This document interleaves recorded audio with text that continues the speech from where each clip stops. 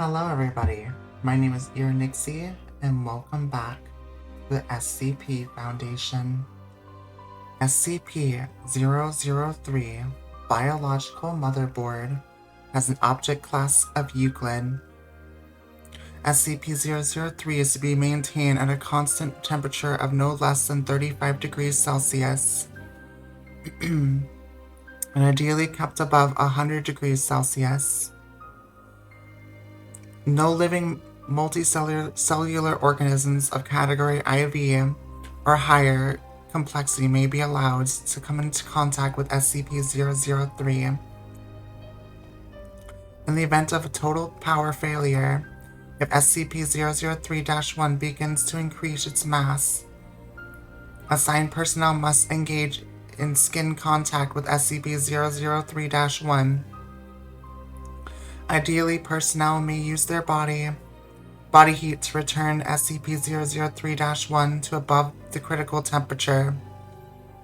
However, skin contact must be maintained even in the event of SCP-003 reaching activation temperature, lasting at minimum until SCP-003-1 advances fully to its second growth stage.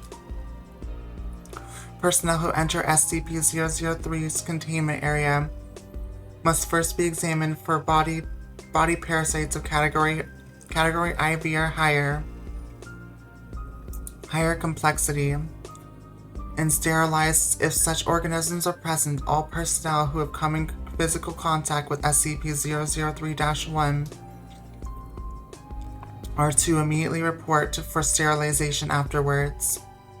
SCP-003-1 must not be removed from SCP-003-2, except in case of emergency procedures detailed above.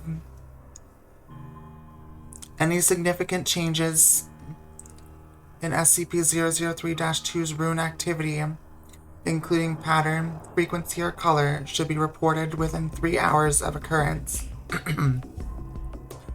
Excuse me, sorry guys, I think I'm losing my voice a little bit. Cessation of rune activity must be reported immediately. SCP-003-2 must be supplied with power via the source-designated generator 003-IX at all times.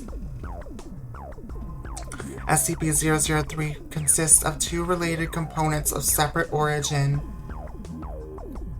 referred to as SCP-003-1 and -2. SCP-003-1 appears to be composed of chitin, hair, nails, and nails of unknown biology, arranged in a configuration similar to that of a computer motherboard. Testing reveals SCP-003-1 to predate earliest known circuit boards by a factor of thousands of years. SCP-003-1 is considered sentient but not actively dangerous except under certain conditions. SCP-003-1 was found on a stone tablet in SCP-003-2 on which it currently resides. The runes on SCP-003-2 are not part of any known language and emit pale, flickering light patterns. SCP-003-2 is controlled by a non-biological internal computer, the contents of which are mostly inaccessible. Without risk of damaging SCP-003-2, SCP-003-2 is capable of controlled emissions, radiation, including heat, light, and anomalous radiation types. SCP-003-2 contains an internal power source of an anomalous nature, which appears to have been losing power since several centuries before discovery.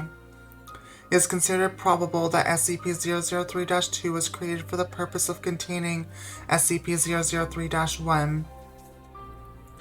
Partially interpreted data recovered from SCP-003-2 may refer to a past and/or potential future LK class restructuring events caused by SCP-003-1.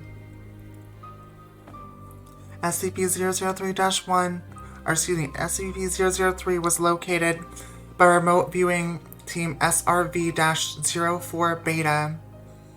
It appears possible that SRV-04-04 Beta was deliberately contacted by SCP-003-2.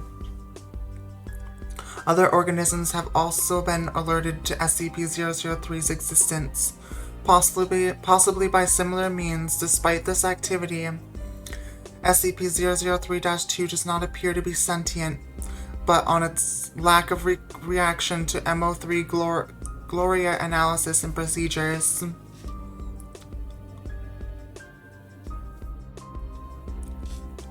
When SCP-003 drops below temperature of 35 degrees Celsius, both components react. First, SCP-003-1 enters a growth state categorized by exponential increase in mass. This growth state consists of two stages. In both stages, SCP-003-1 partially fuels its growth by converting matter around it, starting with any surrounding inorganic material, including atmospheric elements, then non-living organic material, including cells of dead skin, hair, chitin, enamel, keratin, and other biological materials. The first stage is always the same. SCP-003-1 will first increase its mass and take a form similar in shape to an ophiuroid brittle star of 15 meters in diameter, including what appears to be a central processor of 3 meters in diameter. It will form sensory organs and appear to scan its surrounding environment, and will partially convert the area around it into unidentified anomalous substance.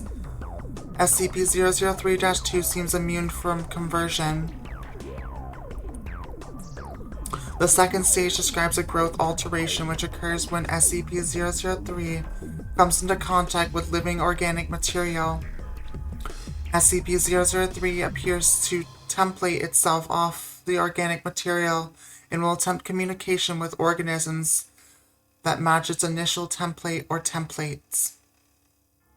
In the second stage, SCP-003-1 may pause, slow or changing its growth, and will also convert inorganic and non-living organic elements into functionally similar structures while anomalously altering their physical makeup. While growth is consistent in the first stage, the second stage, SCP-003-1,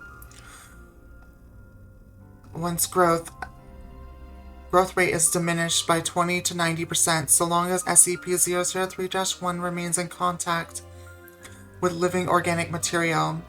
The percentage is determined by the complexity of the organisms in contact with SCP-003-1.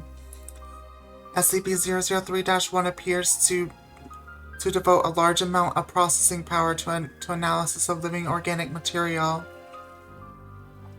During each of SCP-003-1's growth stages, SCP-003-2 releases bursts of radiation that temporarily inhibit SCP-003-1's growth, or reverse this growth when the temperature of SCP-003-1 rises above 100 degrees Celsius.